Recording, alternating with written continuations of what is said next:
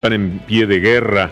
El anuncio de Macri es imposible de cumplir, dicen. Vamos a estar desarrollando este tema. Pero les habíamos prometido hablar de un artículo que es el artículo mordaza de la ley de blanqueo de capitales. Iván.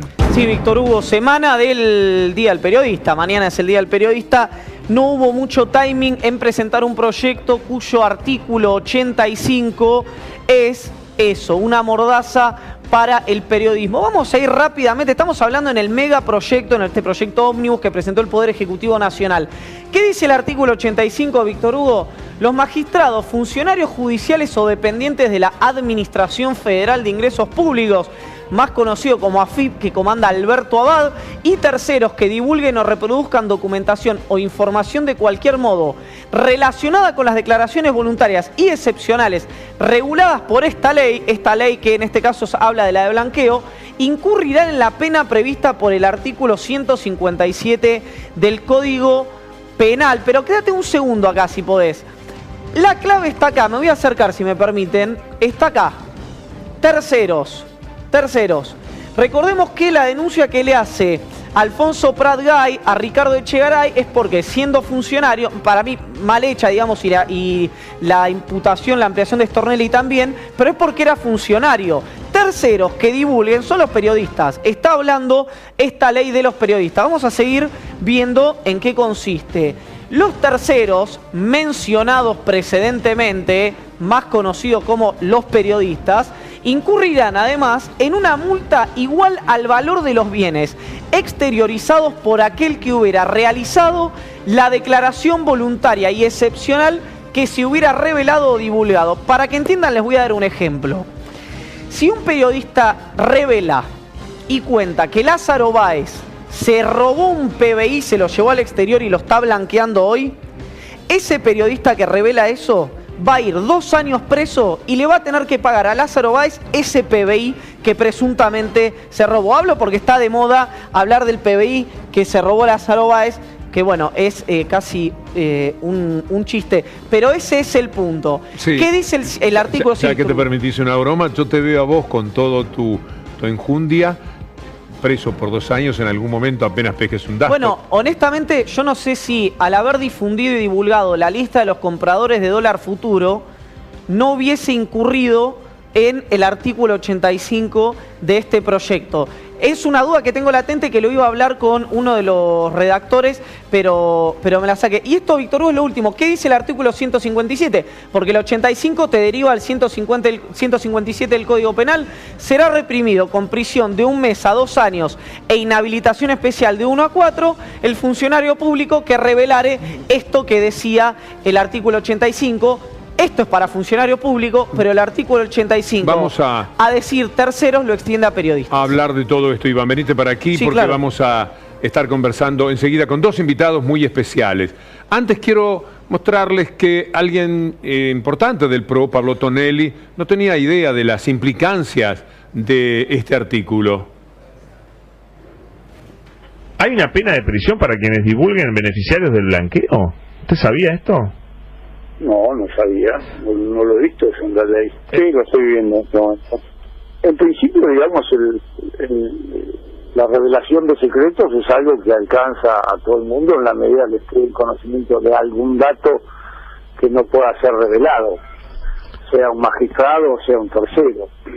Bueno, pero digamos que se integrara circunstancialmente de algún dato secreto, me parece que allí donde aparece la obligación de preservarlo, ese dato secreto, y no revelarlo. Depende de qué tipo de información se trate y de cómo haya llegado a su conocimiento. Digamos que hay ciertas informaciones que no deberían revelarse ni por los funcionarios públicos ni por los periodistas. Si un periodista accede a un banco de datos, accede ilegítimamente a un banco de datos personales, por ejemplo, el banco de datos personales de la AFIP, y eso lo revela, está incurriendo en el delito.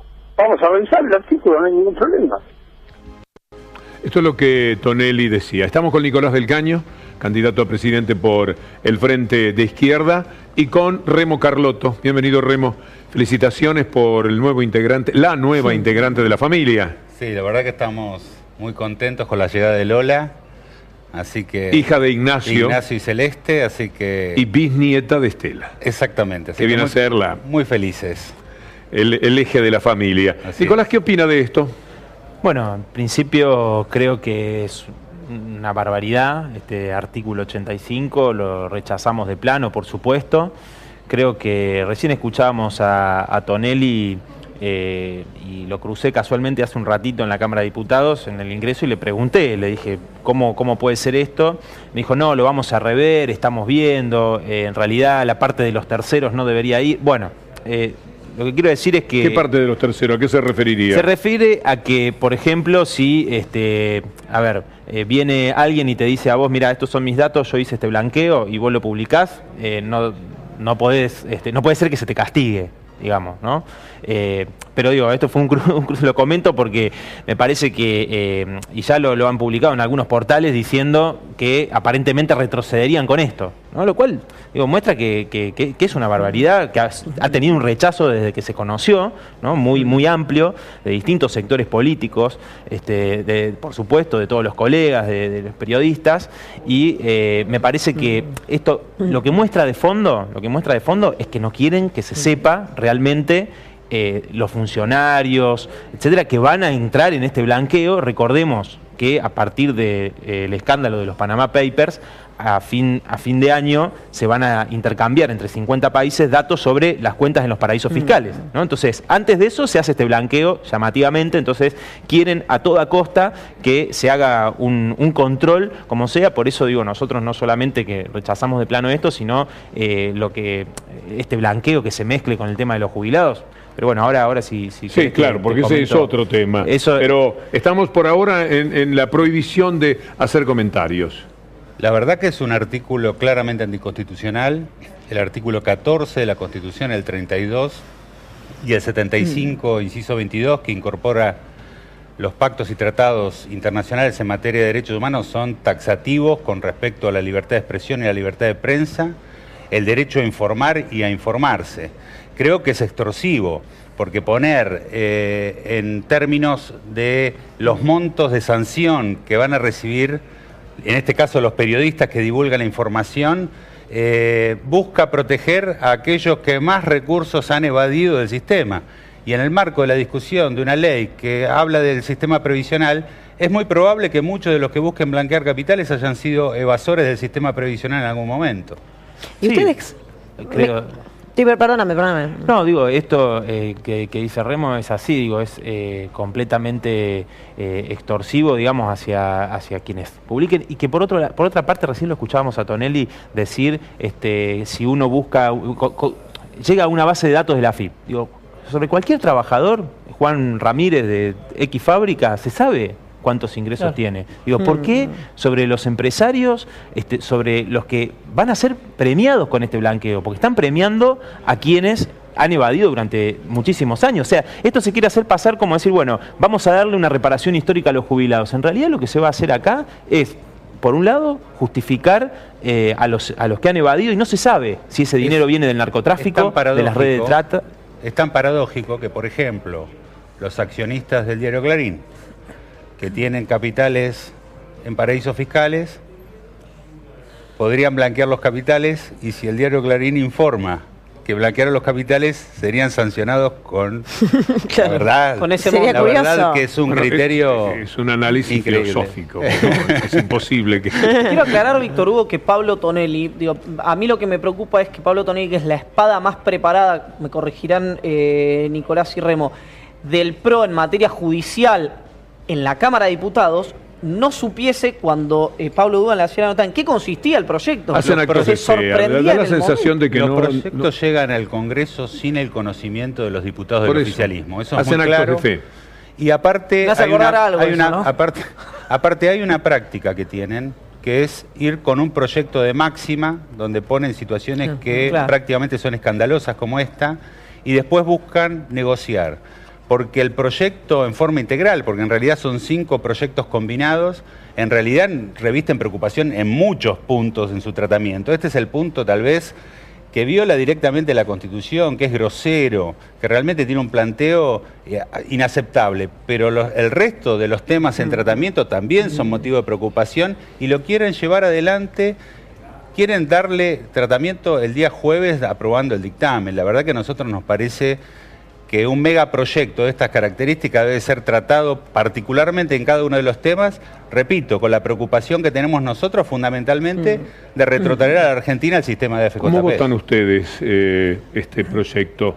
Bueno, nosotros, Víctor Hugo, rechazamos de plano que se plantee otra extorsión, que es mezclar dos cosas muy distintas. Premiar a los evasores, por un lado, y por otro lado, una reparación a los jubilados, que por otra parte, digo, aquellos que no hayan iniciado juicios van a cobrar lo que les correspondería haber cobrado a partir de ahora. Es decir, tienen que renunciar a litigar por lo que realmente les corresponde, ¿no? Es decir que a los buitres se les pagó cuando habían comprado bono por 0,05, se les hizo una quita y lo presentaron como algo muy generoso. Acá a los jubilados se les hace una quita como si fueran, realmente es una barbaridad. La comunicación es tan importante en esta vida. Piensen ustedes que es el Día del Periodista mañana, porque el 7 de junio de 1810 está la Gaceta de Buenos Aires con Moreno, Belgrano, Castelli. Pero habían pasado apenas 12 días, es decir, se hace la revolución y lo primero que quieren es comunicar los actos de gobierno. Ese es un tema interesante, ¿no? Del porqué del surgimiento de los periódicos. Pero en relación a lo que usted mencionaba, de la forma de proceder que tiene el macrismo, casi me hace acordar al efecto Uber en la Argentina. O sea, primero entrar por golpe, pegando un portazo y después terminar negociando. Similar a lo de los tarifazos, ahora con este artículo en cuestión también. ¿De dónde viene esta forma de hacer política? ¿Se entiende?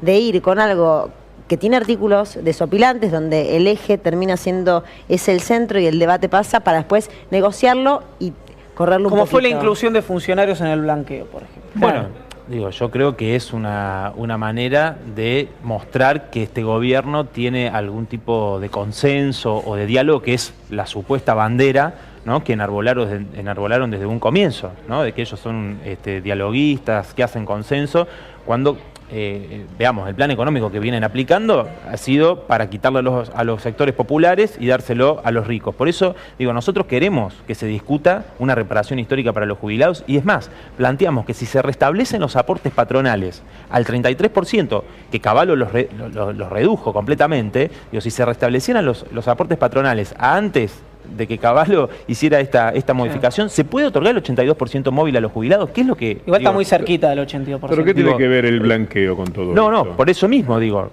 nosotros queremos que se discuta por separado completamente, no mezclar lo que hace la reparación a los jubilados con algo que ver con las declaraciones que hizo Macri en el día de ayer, que surgieron el día de ayer, cuando le preguntaban sobre los movimientos de su cuenta offshore, y él decía, la verdad, qué sé yo, si hubo movimientos o no hubo movimientos. Me parece que existe un marco de impunidad mediática para proteger las acciones que lleva adelante el presidente y que ha llevado en el pasado, como es el caso que ha tenido en la ciudad con el terrible negocio inmobiliario que ha llevado en una parte de la ciudad, generando la legislación necesaria.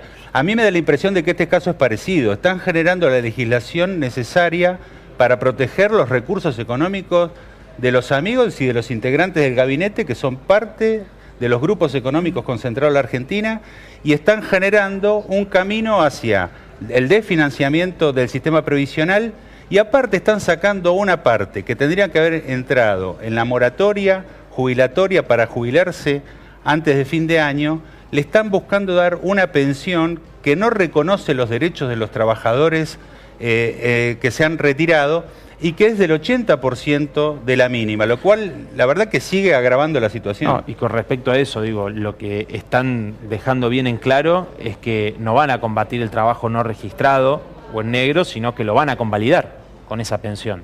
Digo, lo que están haciendo justamente es eso, porque en realidad debería plantearse que todos los trabajadores tengan los derechos y que estén registrados. Lo que están diciendo es que no, que van Nosotros partimos del criterio que todas las personas que estén en condiciones de jubilarse, en edad de jubilarse, han sido trabajadores. Puede ser que no hayan recibido los aportes por parte de las patronales, puede ser que en algún momento, siendo autónomos, no hayan hecho los aportes que correspondían, pero el Estado tiene que garantizar un derecho básico y esencial. Y no una dádiva. No es una dádiva. Por eso nosotros sostenemos que esto lo que busca es premiar, por un lado, a los evasores, ¿no? Y plantear este chantaje, mezclar las dos cosas. Nosotros queremos que se discuta completamente por separado porque vamos a rechazar esta extorsión que está poniendo Cambiemos para discutir una supuesta reparación hacia los jubilados, y queremos que se discutan nuestros proyectos por el 82% móvil para los jubilados. Hemos planteado proyectos por aumento de jubilación y de salario de emergencia que ni siquiera los están dispuestos a ponerlo en debate en una comisión. Ahora, déjeme, yo soy, perdón, Remo, el defensor de Luis Caputo y de Alfonso Pratgay. Soy el abogado defensor del ministro de Hacienda y del secretario de Finanzas. Y te digo, mira, a mí no me entraron las inversiones que yo quería traer para meterlas en producción y que eso reactive la economía. Entonces necesito plata de algún lado y quiero sacarla del blanqueo. No puede ser ese el análisis que hizo el gobierno. ¿Ustedes no lo ven que sea por ahí? No, mirá, yo digo, por supuesto nosotros tenemos un programa económico completamente distinto, entonces yo podría decirte, mirá, se justifican permanentemente esto que quiere hacer con esta ley mordaza, digamos, mantener un secreto comercial y bancario para que resguardar sus cuentas, porque esto que apareció de Macri, ¿no? O ayer se conoció la fortuna del propio Pratgay, que tiene 53 millones de pesos, el 80% lo tiene en el exterior, ¿no? Bueno, ¿qué quieren? Es cuidar ese secreto comercial, el secreto bancario, y las inversiones, para que vengan las inversiones, lo que quieren es el modelo, por un lado, de Cresta Roja, donde le redujeron a los trabajadores el 20% Hoy vamos a hablar salario. de Cresta Roja muy intensamente porque ahí también tenemos una fuerte mentira, ¿no? Exacto. En cómo presentaron las cosas y cómo son en realidad. Y por otro lado, te digo con esto, el acuerdo con McDonald's, es decir, un acuerdo donde va el Estado a pagar una parte del salario de los trabajadores, que van a ser 4.000. No le llamemos salario. No, son realmente... es el salario del miedo. Quieren tipo la hacer película. una nueva flexibilización laboral. No, pero es el Estado legitimando un sueldo menor al mínimo vital Digo, y móvil. entonces, por lo que vos preguntabas, van a querer hacer, y sí, van a querer justificar, de todas maneras, siempre que quienes tienen que hacer los esfuerzos son los trabajadores, los jubilados y el pueblo. El modelo es un modelo que está priorizando el funcionamiento de la estructura financiera, está desalentando el consumo interno, están perdiéndose puestos de trabajo, lo cual va a desfinanciar también el funcionamiento de la estructura del sistema previsional. Nosotros presentamos un proyecto que tuvo media sanción en la Cámara de Diputados de protección integral de los derechos de las personas mayores, que contemplaba una mirada de carácter integral. El gobierno, el macrismo, esta alianza que nos está gobernando, vuelven a poner el eje sobre el funcionamiento del sistema de mercado. De la misma manera hicieron la interpretación con respecto a la Ley de Servicio de Comunicación Audiovisual, cercenándola, una ley de garantía de derechos a una ley de garantía de mercados y de monopolización de la comunicación. Remo, muchas gracias. Gracias Remo por la invitación. Nicolás, muchas gracias. No, gracias a Nicolás ustedes del Caño. por habernos Y nos vamos a hablar ahora del nuevo CEO.